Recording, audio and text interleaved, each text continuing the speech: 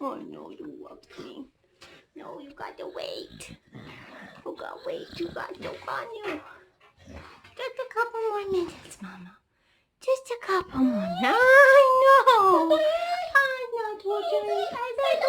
As I told you in you. Oh.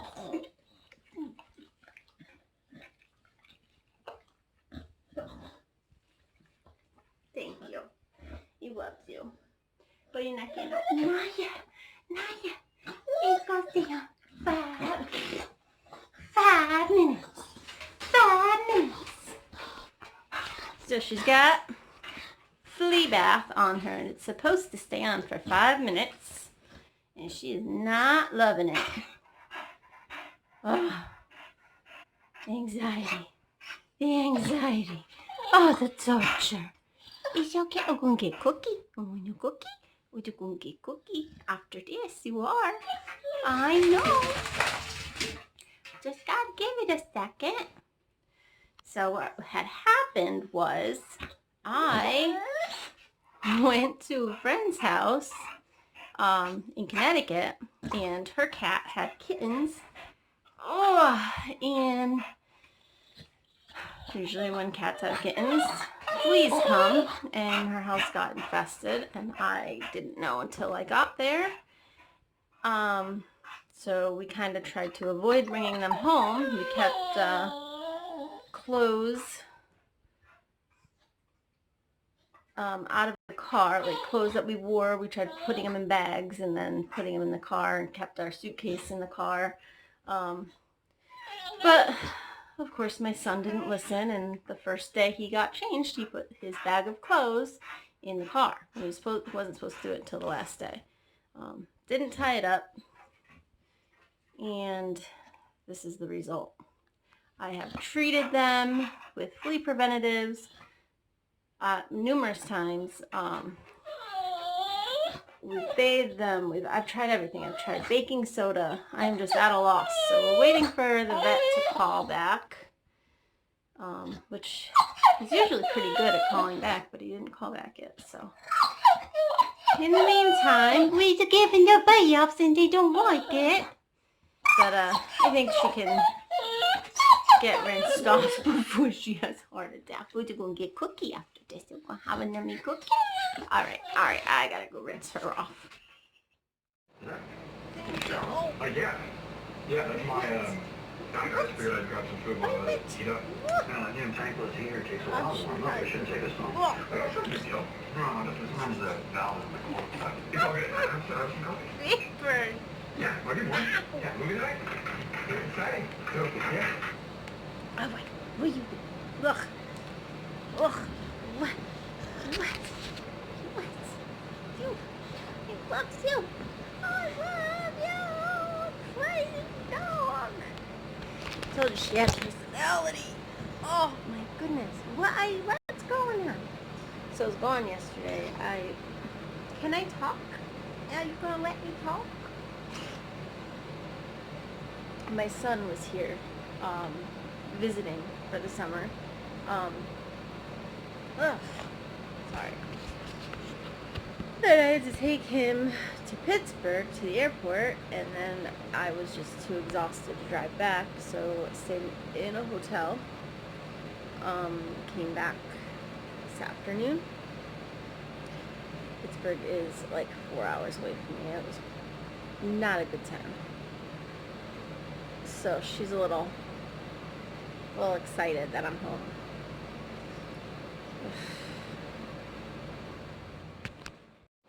So, came home from Pittsburgh. Been cleaning, packing, sorting through some stuff, giving dogs baths. I'm exhausted. I am so tired. Why is it so hard to be an adult? Ugh.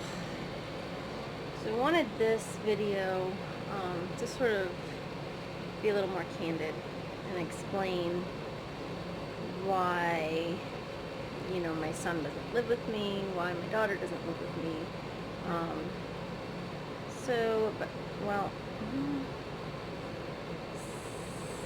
7 years ago, 10 years ago maybe, old am I?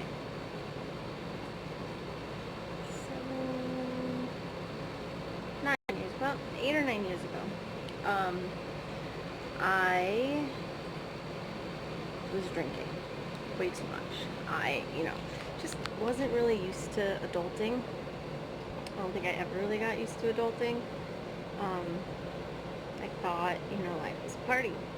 I wasn't really raised the greatest. My stepfather molested me. So I moved out when I was 17, and I partied. Before I moved out, I, probably had an eating disorder. I just overworked out, counted in time how long I chewed my food, and I had to work out as soon as I was done eating every single meal. It was just my control, while I was in the house, while I was going through all of that. So I moved out when I was 17, and I just lost control completely. Partied, did a lot of stuff probably shouldn't have, and then I tried to commit suicide when I was 19. Went to the hospital, got out of the hospital, and partied a little more. I lived with people who were doing things they shouldn't have been doing.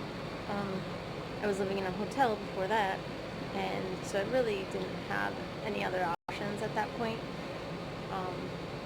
considering all the bad choices that I made up until that point.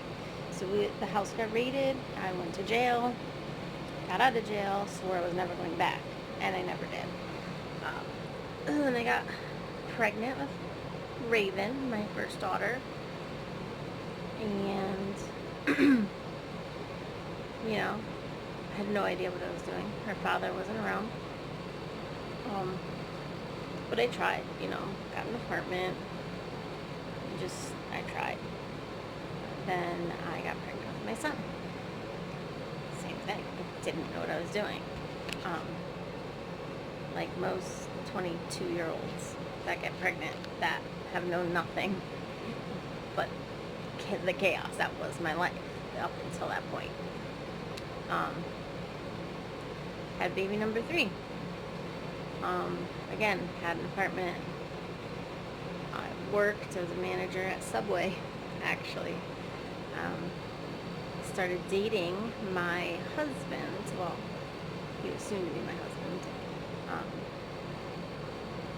And that was, we were both very immature, so that was a pretty hectic relationship in itself. He got a kidney disease. Well,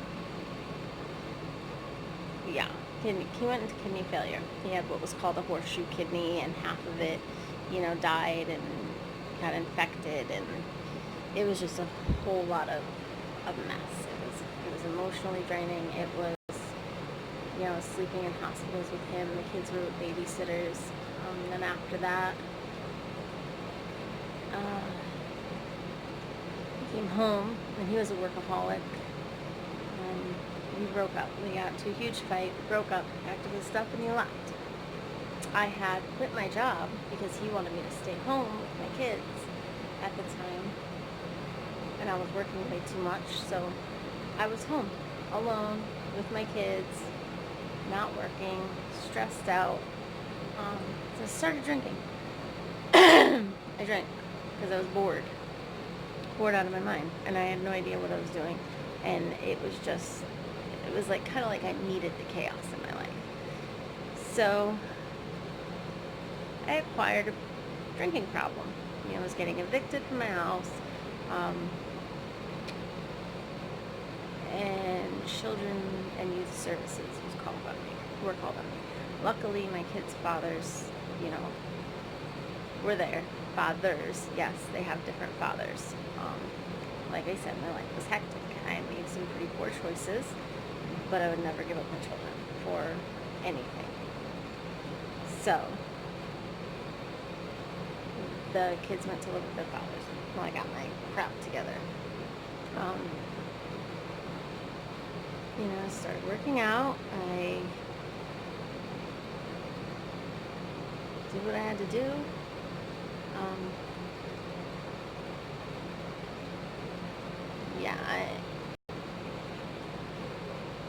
But I never got my kids back. My kids never moved back in with me. Got pregnant again with Brooklyn. I got married to my husband. He obviously came back to me and worked things out after all that craziness. He was actually the only one there for me when all that stuff went down. He died about 6 months into our marriage. And our relationship was very immature. It was very, I loved him more than anything. Still, he was an amazing, amazing man. He was a wonderful man. But we were just at each other's throats, and I, take partial fault for that. And he, if he was here today, he would agree that neither one of us were mature enough to be married at the time. So, anyways, he passed away. I went to, at that time I had custody of my children, half and half, with their fathers. Half the week we split it up. Then he died, my husband died, and then again, some more chaos. So I went back to California to live with my mother. I was supposed to be helping her to move to Connecticut, where I lived at the time. And it didn't work out that way. So I ended up staying in California. I went to Connecticut to, figure out visitation and stuff with the kids. Ended up involved with a friend of mine. Came to Pennsylvania to, visit his mother's. I was always friends with his family and stuff like that. So he ended up getting arrested. He had a very hothead, very, very hot-headed. I started dancing, like, naked. Gross. I know. Not cool. It's really not all that it's cracked up to be, ladies. If you're thinking about it, don't do it. I did it so that I can bail him out. Then I continued to do it to survive. At the time, Brooklyn, the baby that I had after my kids left, Brooklyn was with my mother in California. So after I bailed him out, I was doing it to survive. I was doing it to, just have money, because I was in a place that I knew nothing about. The bondsman said I couldn't leave until he was sentenced, and I got pregnant. It's becoming a theme, right?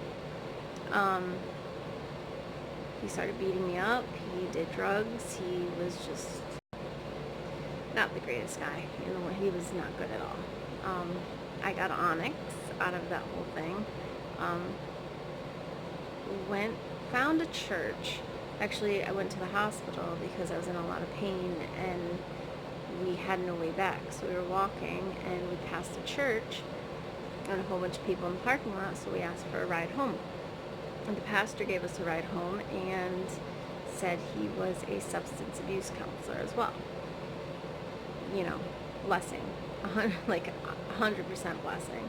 So we got his number for, at the time I wasn't drinking anymore, so it was obviously for, my kid's father, because he was crazy. Still is. He's not around. So anyways, I had Ava. I got back into church. I started reading the Bible.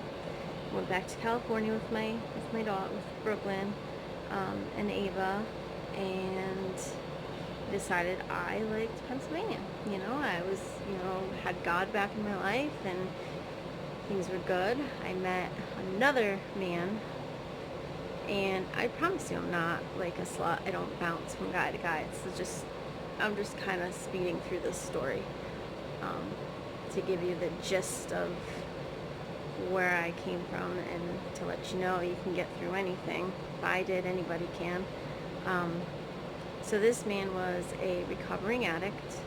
He was a wonderful, wonderful man. I fell very deeply in love with him. But it's when he relapsed that he broke my heart over and over and over again. And I swear, every time he relapsed, it was like losing my husband all over again. That's the feeling. It was like he died every single time. And then having to go to these meetings and, you know, visit him at these recovery houses, and, you know, I did this for 2 years. My kids were in love with him, so it's part of the reason why, you know, I held on to this hope that he was really going to be clean, but that just never happened. So after that, just, you know, I somehow was blessed with this. I moved in with my uncle in the area that I'm in now, and I found this house. And the landlord is a very godly man, very fair. It's kind of like God put me where I was supposed to be. Now, when I was in Pennsylvania, I prayed and prayed and prayed so hard that God would send me home. Just let me go home. So I finally got to in my head it was California, because that's where my family was. So I got to California, but then ended up back in Pennsylvania and ended up in this house, and with, you know, my wonderful landlord. The people here are unlike anybody I've ever met. Like any place I've ever lived in or gone, the people were not as trustworthy and honest and just genuine. That's just how I feel. In this area that's just about 25 minutes away from Hershey. So, and my home is cute. It's nice. It's great. I'm just to the point in my life now that I'm ready to work harder and get more of what I want. You know, I'm a server and bartender. I've mentioned that in my other video. But I've gotten this far. You know, I've gotten this far to know what I want, to be in school. And now it's just time to work towards getting more. I am coming back here. I'm going to California, but I am going to come back here. So I just kind of wanted to give you a backstory. I keep saying that there was a lot of drama, and there was a lot of drama in my life. That's kind of the shortened version of it. The full version has a lot of tears, a lot of heartbreak, a lot of struggle, but I got through it. I personally feel like my faith got me through it. That's not to, you know, push it on anybody else. It's just how I feel like God did it for me. And now here I am. You know, I went through all of that and got myself out and worked hard, and now I'm going to work harder. It's time to fix my credit, because credit got a little messed up, you know, jumbled up through all that craziness. And now it's just time to be a big girl. It's time to follow my dreams rather than just sit on them and think about them and, oh, what if this and what if that. You know, I have an opportunity and I need to take it. You know, I'm pushing 40, 37 years old. My kids deserve way more than what I can give them right now. And, you know, oh, also my son lives with me now. When my 13-year-old, my firstborn son, he moved back in. Raven tried moving back in. She didn't like it so much. Where she's at now, she's basically an only child, so she's the queen of the castle, I guess. Which is fine. It's fine, you know. Whatever makes my kids happy. You know, she's established there. She has friends where she is. I talk to her all the time. We have a very good relationship. Gavin lives here now. I have Brooklyn and Ava, my 8-year-old and my 5-year-old, and then Gavin lives here now. He's always wanted to live. He's my mom's boy. He won't tell you that anymore, but that's my boy. And Gage just visited here. He lives in South Carolina. They've just recently moved to South Carolina. He's my baby. I love that boy. He's a good boy. A little cuckoo sometimes, but we all are, right? So that's the backstory. That's the thing. My drama, my story. So if you think you're stuck somewhere where you can't really get out of, just, you know, hold on to faith. Work your butt off, and, you know, have faith that it's gonna get better. I tell myself all the time, like, this is just a temporary spot. You know, when I'm in a bad spot, it's only temporary. You know, a ton of life left to live, and it can't always be bad. You'll get yourself through it eventually. You know, you just gotta work hard and trust that things are gonna work out in the end, and there's no sense in worrying. It's just gonna hold you back and stress you out, and I promise you, I'm living proof that things can get better. I was a hot mess. And now, you know, I'm in this great area, this great school district. I'm leaving it, but just temporarily to, you know, get better. So yeah, don't, if you're in the dark, there's a light at the end of that tunnel, you know. If you believe in God, then trust that God's going to get you through it, because He will. Trust and believe. That's just what I've witnessed. It's just what I've, you know, lived through. So, yeah. I'm going to edit all these videos. I'm making like a ton of videos. I'm going to try and post them at the end of the week. But it's kind of the end of the week. It's Thursday. But, yeah, it's been a really hectic week, and I'm exhausted. Got a ton of packing left to do. I picked up a whole bunch of shifts at work, so I don't know when I'm going to get to edit these and get them up, and how good the videos are gonna be, are gonna last. I want to hopefully get my kids in them. I was really struggling with whether or not I wanted to put my kids on, you know, in the public eye, but I don't know. I guess it's alright. They're cute. They're fun. They'll bring some fun to this channel, I guess. So, and I just got an editing app, so I'm gonna play around with that a little bit. Oh, but for now, I need to go to sleep, because I have to work tomorrow, and I have to work Saturday. So, alright. It's been real, guys. Hope you don't hate me. I'm going to have some haters. I'm going to have some people, you know, commenting. There's people from my past who, you know, think they know the whole story, but they don't. So I'm sure we'll get some of those. Some very colorful comments. But I'm not the person they think that I am. I'm actually a pretty nice person.